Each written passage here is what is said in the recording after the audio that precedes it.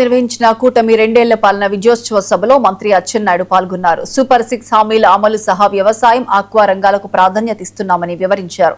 రాష్ట్రాన్ని గత ప్రభుత్వం ఆర్థికంగా దెబ్బతీసిందని ఆయన విమర్శించారు. మోదీ సహకారంతో రాష్ట్ర అభివృద్ధిని మళ్లీ గాడిలో పెడుతున్నామని తెలిపారు. చంద్రబాబు నాయకత్వంలో రాష్ట్రాన్ని వెంటిలేటర్ స్థాయి నుంచి బయటకు తీసుకొచ్చామని అన్నారు.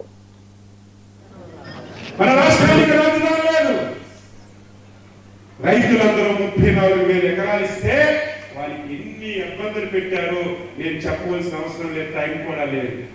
మళ్ళీ అమరావతిని గాడిలో పెట్టాం.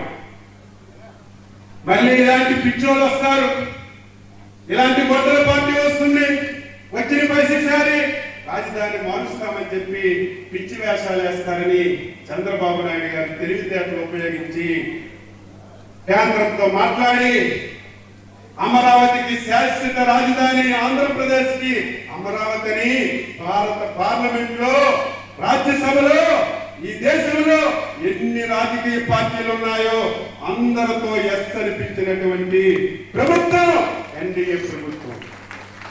ఒక్క పార్టీ మాత్రం నువ్వంది, ఆ పార్టీయే గొడ్డల పార్టీ.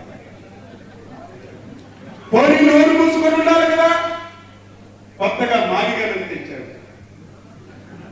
వాళ్ళ చుట్టూన్న వాళ్ళే చెప్తున్నారు, ఈయన పిచ్చెక్కింది, ఈయన పిచ్చోడు మనం పిచ్చి అయిపోతున్నాం, పిచ్చెక్కి